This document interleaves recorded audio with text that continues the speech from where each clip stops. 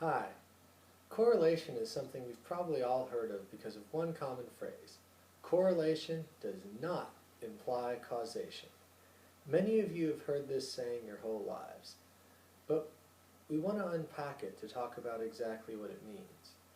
We'll get back to it in a little bit, but before we do, we have to understand what correlation is in the first place. Correlation is a critical piece of the statistics puzzle.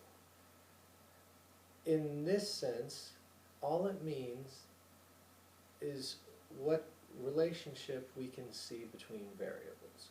We're talking about two variables here, and we simply want to know if one increases, let's say x. If x goes up, what happens to y?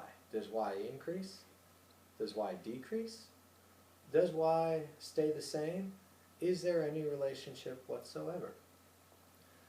This is what correlation allows us to identify. We calculate correlation, and the number we get as a calculation will then tell us, as x increases, what happens to y? As y increases, what happens to x? Here's an example.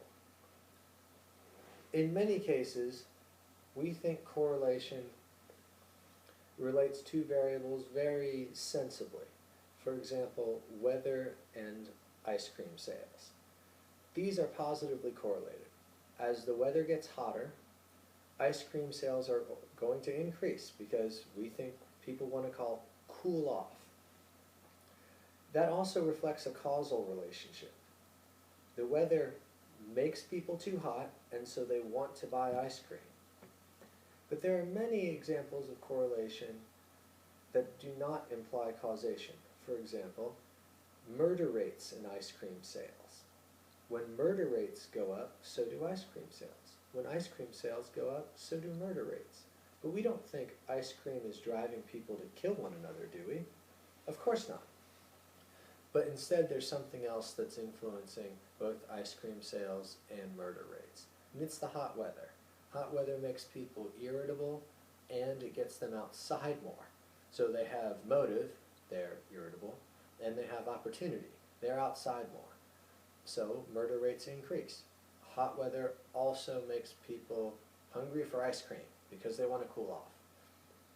So murder rates and ice cream are correlated, but only because murder rates and hot weather are correlated, and ice cream and hot weather are correlated. There's no causal relationship between murder rates and ice cream sales. This is important to be aware of when we're talking about correlation and any relationship in statistics. Let's think about a political science example.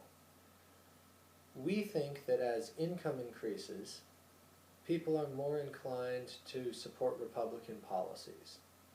We think this is a correlation, but also a causal relationship, because Republicans' pro-business, low-tax policies end up benefiting wealthy people. So there's a correlation, a positive one, as income rises, so does support for Republican candidates, but a causal relationship as well, because we know why people support Republican candidates in this case as their income rises. We have a good idea.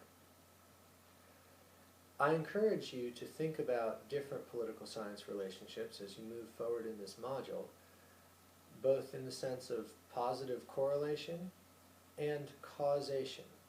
Are things associated just because they're randomly connected to one another? Or because there's some underlying connection that we can think about, test, and identify? This is important for this module, but it's also the foundation for a lot of the statistics work we're going to be doing in the rest of the course. But please think about political science relationships that are correlated but maybe not causally related to one another, and those that are correlated and causally related, both in terms of positive correlation, as x increases, y increases, and negative correlation, as x increases, y decreases. You can also think about uncorrelated factors.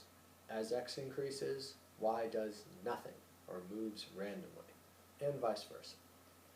That will take you through Module 1. Good luck, and I'll see you in Module 2. Bye-bye.